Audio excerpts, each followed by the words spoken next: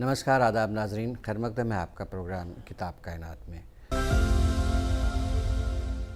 और मैं हूं आपका मेज़बान मुस्तहसन रिजवी।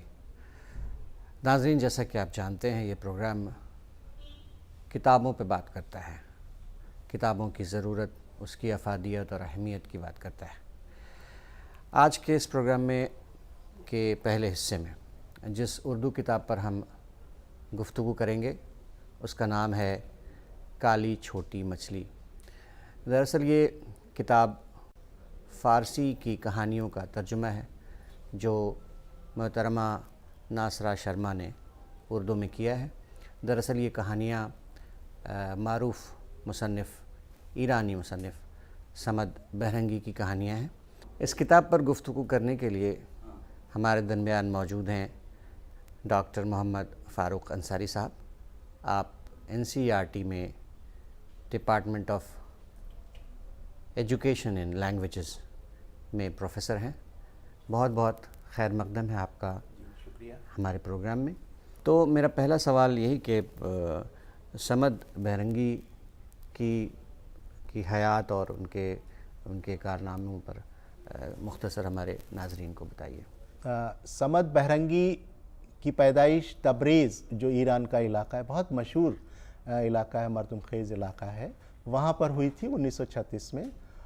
और इब्तदाई तालीम वहाँ से हासिल करने के बाद वहीं के जो आज़रबाईजान के जो इलाके हैं उसमें कई जगह पे मुदर्रिस की हैसियत से अपने फ़राइज़ अंजाम देते रहे। जो सबसे अहम काम है वो एक मुसन्निफ़ की हैसियत से उनको जाना जाता है, ख़ास तौर से बच्चों की कहानियों के हवाले से। एक अच्छे आलिम, एक अच्छे अदीब, एक अच्छे मुसन्निफ़, एक अच्छे तहक़ीक़कार और आप माहिर तालीम कह सकते हैं, माहिर तालीम थे वो, इतनी सारी सलाहियतों के वो मालिक थे। किताब की मुतरजिम मोहतरमा नासरा शर्मा के मुतालिक भी हमारे नाजरीन को कुछ बताइए। मोहतरमा नासरा शर्मा एक हिंदी की अदीबा हैं, बहुत बड़ा नाम है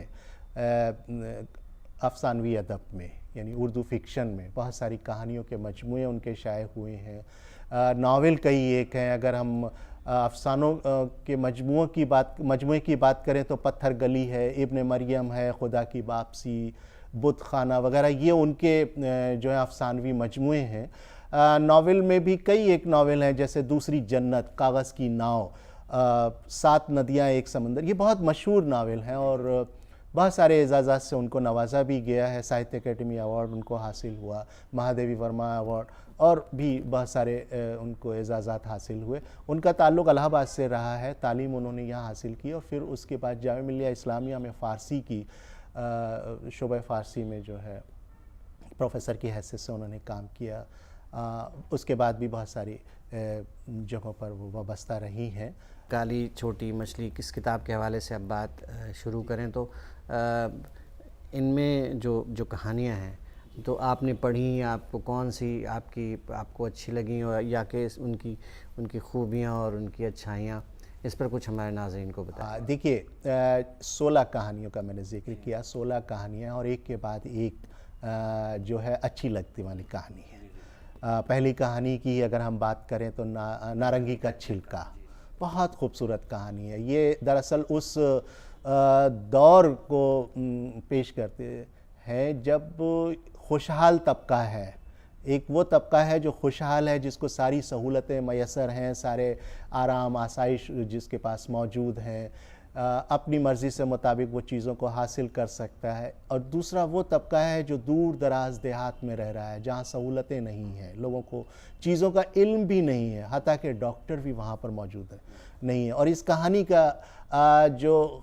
ख़ास पहलू है वो यही है कि नारंगी एक जिसके बारे में गांव के लोग या जो दूर दराज के इलाके हैं वो उसको जानते भी नहीं हैं और वो उसको ये मानते हैं कि ये एक ऐसी दवा है जिससे शदीद से शदीद दर्द भी जो है दूर किया जा सकता है। और किरदार है कि उसकी माँ जो है, उसकी वालिदा दर्द से बहुत परेशान है, बहुत सारे इलाज उसने जो मकामी तौर पे मुहैया थे उसको वो कराए जाते हैं, लेकिन वो दर्द उसको बंद नहीं होता है। आखिर में ये कहा जाता है कि एक नारंगी का छिलका अगर उसको मिल जाएगा तो वो दर्द उसका दूर हो जाएगा।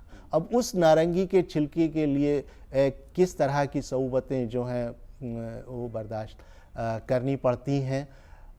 جو نریٹر ہے جو کہانی کو کہہ رہا ہے وہ کہہ رہا ہے کہ میں جا کر لے آؤں گا شہر, لیکن جب تک وہ لے کر آتا ہے تب تک وہ اس کا انتقال ہو چکا ہوتا ہے. یعنی وہ اس امید پہ ہی ختم ہو جاتی ہے اس کی زندگی کہ ہمیں یہ سہولت یا چیز ہمیں ملے گی. تو یہ جو فرق ہے یہ محسوس کیے جانا, یہ زندگی کی حقیقت ہے. اب کہیں پہ ضروری نہیں ہے کہ یہ ایران کی تہذیب ہو, بلکہ آپ اس کو کسی بھی جگہ کسی بھی مقام پر رکھ کر دیکھ سکتے ہیں, اور یہ صورتحال ہو بہو.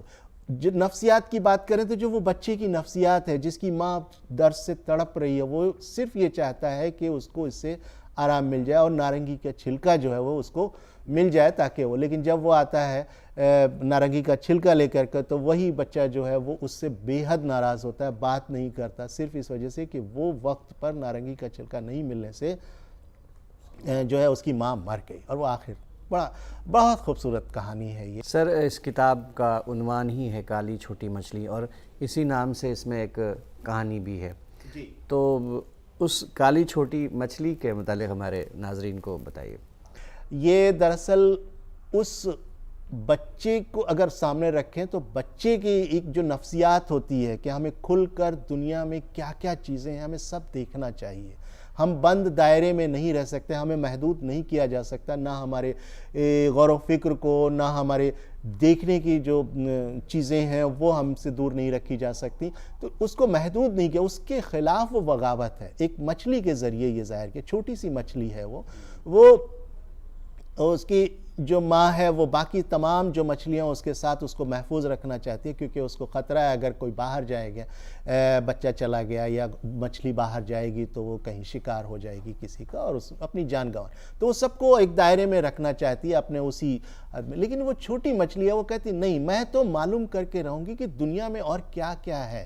یہ جو چشمہ, یہ جو جھرنا ہے جس میں ہم لوگ رہ رہے ہیں, اس جھرنے کے آگے کیا ہے, یہ جھرنا کہاں ختم ہو رہا ہے یا کہاں سے شروع ہو رہا ہے, تو اس کی دنیا کتنی ہے. تو وہ اس جھرنے کے دیکھنے کو جانے کے لیے ضد کرتی ہے. ماں بہت منع کرتی ہے. ماں کے منع کرنے کے بعد جو ہے جو آس پاس کے جو بزرگ ہیں, جو دوسری بڑی مچھلیاں ہیں, وہ بھی کہتے ہیں کہ اس کو کس نے بہکا دیا ہے, ایسا نہیں کرنا چاہیے, یہ منع کرتے, بہت کوشش کرتے ہیں اس کو, لیکن وہ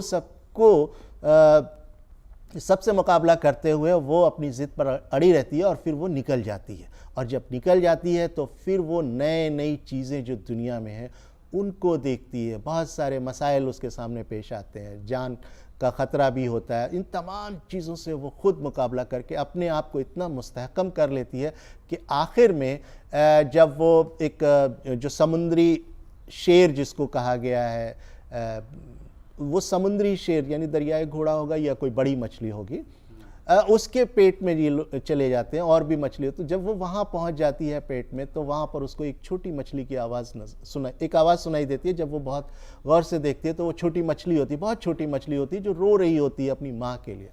تو اس کے لیے وہ جو ہے پھر وہ کوشش کرتی ہے کہ میں یہ طریقہ اختیار کروں گی, اس طرح سے میں اس کو پیٹ پہ تھوڑا سا گدگداؤں گی اور یہ جیسے ہی منہ کھولے گا ہنسنے کے لیے تم فوراً باہر نکل جانا, یعنی اس کی جان باہر کے لیے. لیکن چونکہ اس کو ایک تلوار ملی ہوئی ہوتی ہے جو ایک چھپکلی ہے اس کے ذریعے اس کو ملتی ہے, وہ اس سے جب ملاقات ہوتی ہے تو بہت ساری چیزیں ہیں. بہت طویل کہانی تو نہیں ہے لیکن یہ بہت سارے واقعات ہیں جو ایک کے بعد ایک اور اس شکل میں پیش کیے گئے ہیں کہ جس طرح سے ہمیں جو زندگی کے مسائل ہوتے ہیں ان سے اگر ہم خود مقابلہ کرتے ہیں تو اپنی شخصیت کو, اپنے آپ کو مستحکم کرتے ہیں, ہماری خود اعتمادی جو ہے وہ قائم ہوتی ہے, وہ مضبوط ہوتی ہے. اس کہانی کا مقصد بھی وہی ہے کہ اس مچھلیوں کے حوالے سے, چاہے وہ کیکڑے سے ملاقات ہو رہی ہو یا چھپکلی سے ملاقات ہو رہی ہو یا اور جو دوسرے, حتیٰ کہ ایک جگہ چاند سے ملاقات ہوتی ہے, وہ چاند سے گفتگو کرتی ہے کہ چاند کیا. چاند بھی اپنی پریشانی بتاتا ہے کہ نہیں, میں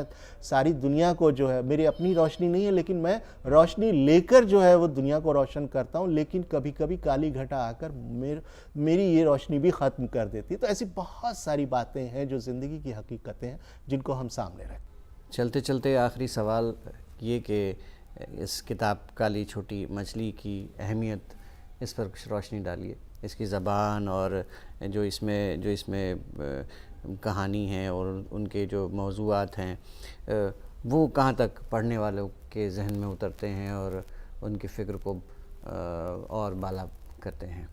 جو کہانیاں اس میں شامل کی گئی ہیں موضوع اس کے الگ الگ ہیں، الگ الگ موضوعات ہیں.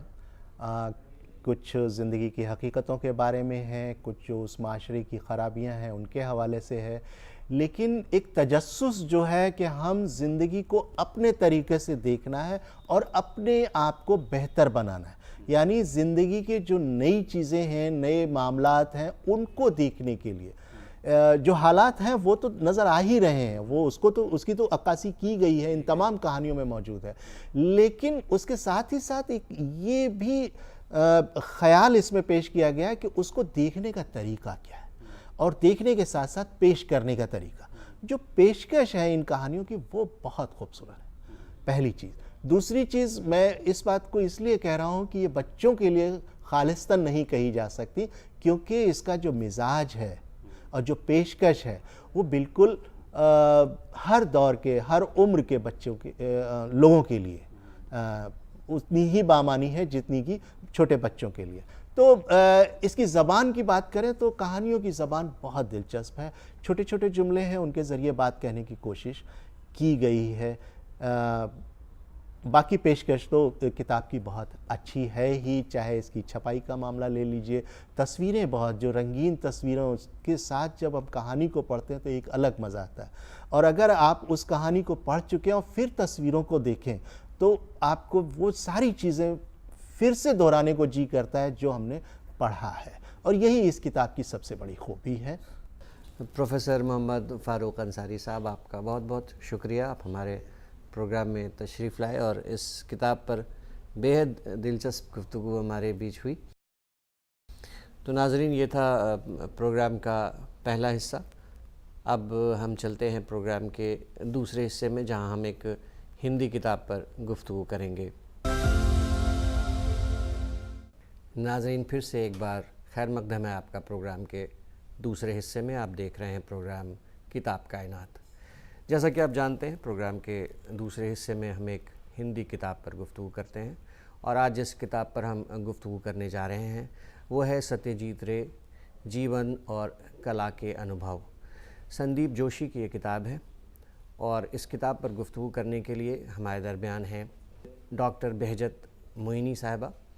آپ ایک فلم کرٹک ہیں اور فلموں پر ہی آپ کا ریسرچ بھی ہے. تو خیر مقدم ہے آپ کا میڈم ہمارے شو. شکریہ. تو ناظرین، پروگرام کی شروعات کرتے ہیں. آپ ہدایت کار ستیہ جیت رے کے متعلق ہمارے ناظرین کو بتائیے. تو ستیہ جیت رے کا نام جو ہے وہ کسی تعارف کا محتاج نہیں ہے. جو کوئی بھی تھوڑا سا ہندی فلمز کے بارے میں کچھ جانتا ہے وہ ضرور ستیہ جیت رے کے نام سے واقف ہوگا. ان کی بات کریں تو انہوں نے اپنی پوری لائف میں آلموسٹ 3 درجن فلمیں بنائی ہیں، جس میں میجر فلمیں بنگالی میں ہیں.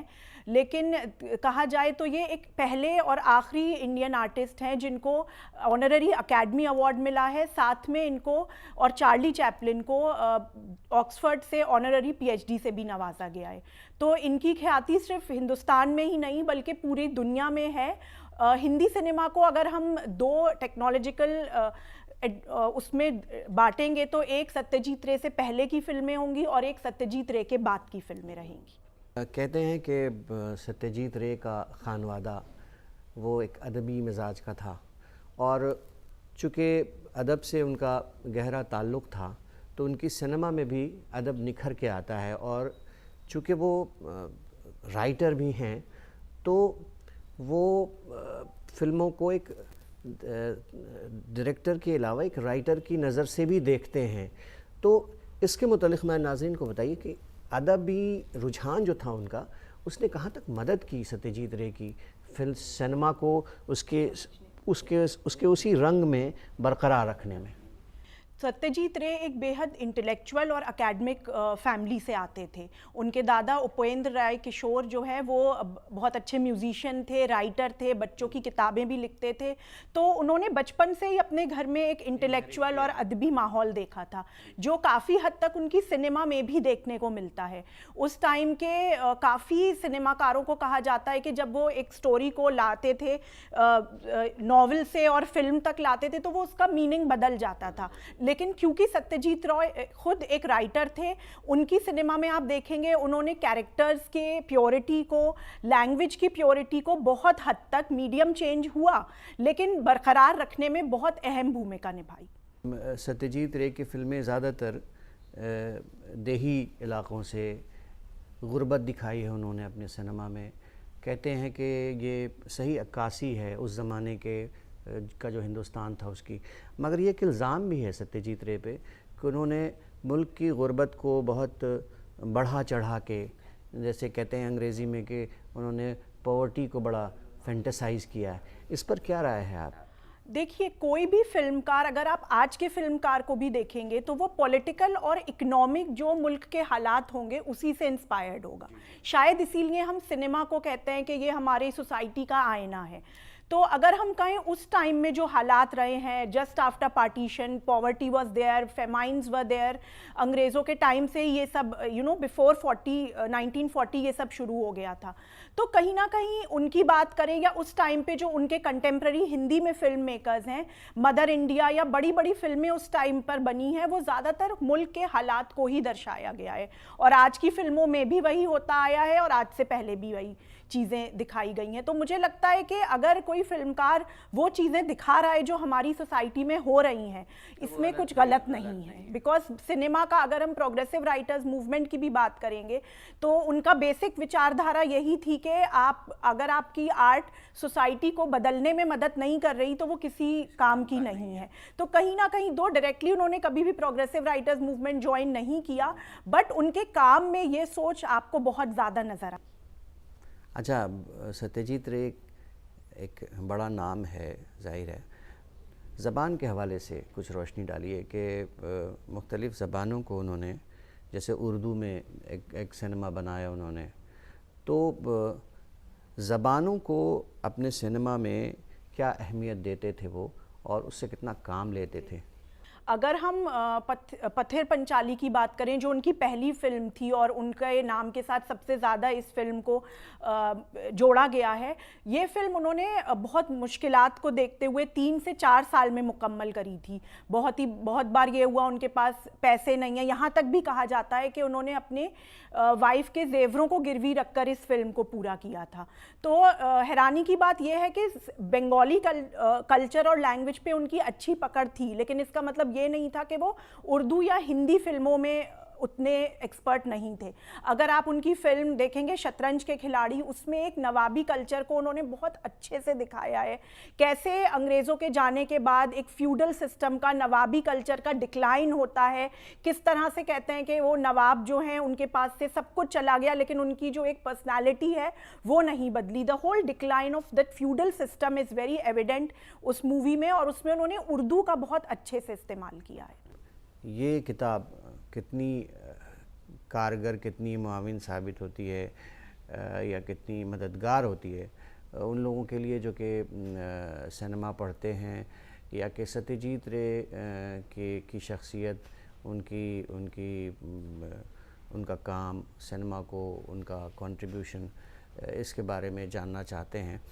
इसके मुतालिक ये किताब कितनी अच्छी है या कि इसको पढ़ना चाहिए, इसकी अहमियत, इस पर रोशनी डालिए। सत्यजीत रे की अगर हम बात करें और इस किताब में ऐसा क्या स्पेशल है, तो सबसे पहले इसकी लैंग्वेज, क्योंकि सत्यजीत रे की अगर हम बात करेंगे तो उनके ऊपर बंगाली में बहुत किताबें हैं, इंग्लिश में वर्क हुआ है, लेकिन हिंदी के रीडर्स के, श्रोताओं के लिए ज़्यादा ऑप्शंस नहीं है।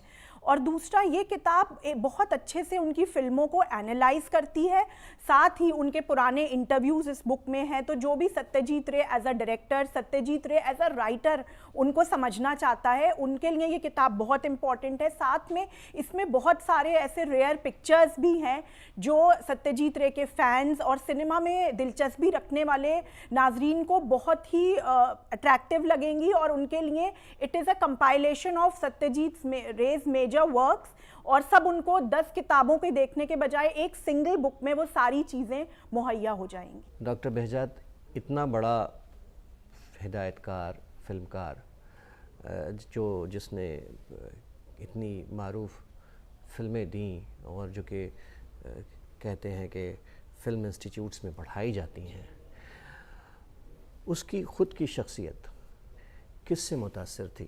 کون ایسے لوگ تھے جن کو دیکھ کے انہوں نے اپنی شخصیت بنائی؟ ستیہ رے کے لیے کہا جاتا ہے کہ وہ ربین ناتھ ٹیگور سے بہت زیادہ انسپائرڈ تھے, اور اگر اس کتاب کی مانے تو شروعاتی ٹائم انہوں نے اپنا کافی وہاں پہ گزارا بھی ہے. اپنی جو ان کی روچی تھی فلم میکنگ میں اور لٹریچر میں جو ان کا انٹرسٹ تھا وہ اسی طرح اجاگر ہوا تھا, اور کہا جاتا ہے کہ وہ ایک فرینچ فلم میکر کو اسسٹ کر رہے تھے دا ریور نام کی ایک فلم کے لیے, اور تب ان کے اندر سنیما کو ادبی چیزوں کو لے کر آلریڈی انٹرسٹ پیدا ہو گیا تھا. جب اس اسسٹنس کے دوران انہیں فلموں کو لے کر ان کے اندر ایک روچی پیدا ہوئی, اور اگر آپ ان کی فلموں کو بھی دھیان سے دیکھیں گے تو کہیں نہ کہیں آپ کو اس میں بنگالی کلچر, ربین ناتھ ٹیگور کی بات کریں تو ان کے ساہتیہ کی چھاپ بہت ہی انوٹھے انداز میں نظر آتی ہے. اور ایک سوال میوزک سے ریلیٹڈ, کیونکہ جہاں سنیما کی بات ہوگی, فلم کی بات ہوگی, وہاں میوزک کی بات تو ہوگی.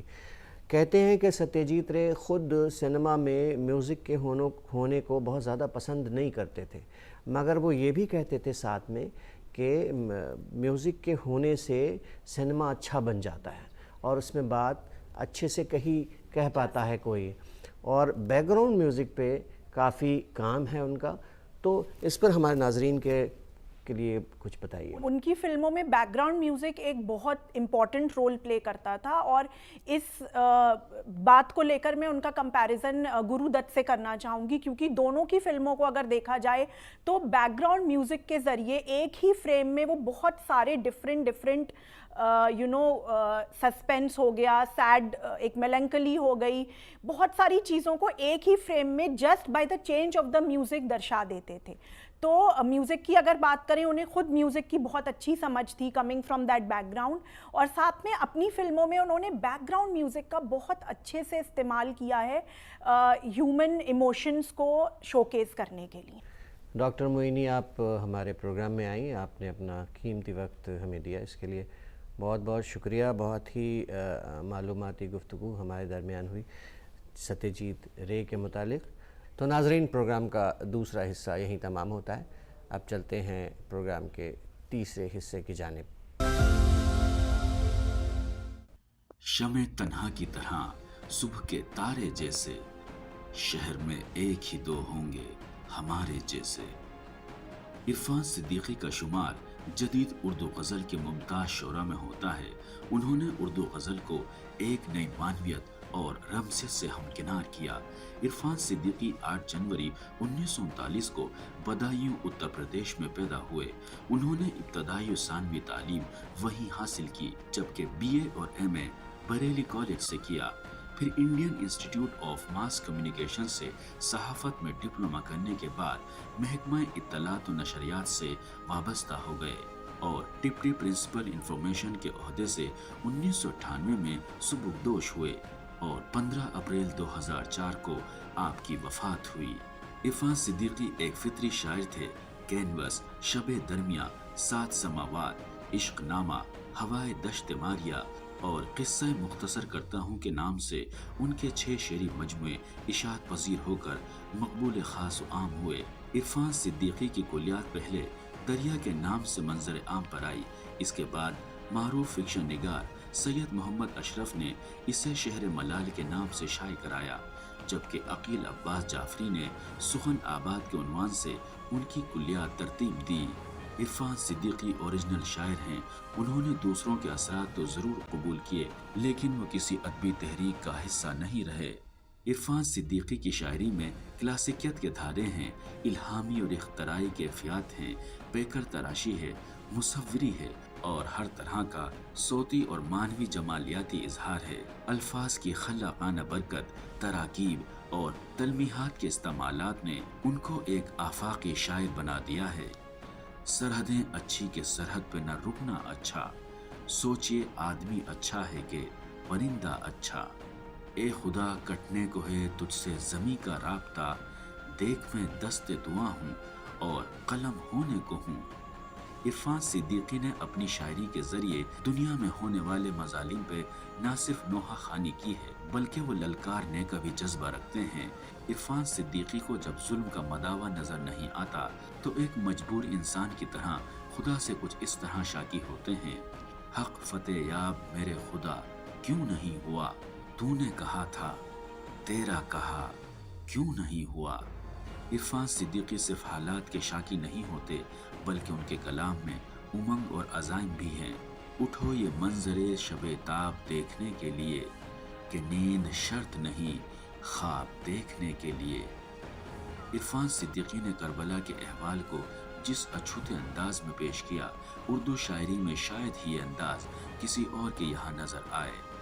सर अगर सर है तो नेज़े से बगावत कैसी, दिल अगर दिल है तो दरिया से बड़ा होना है।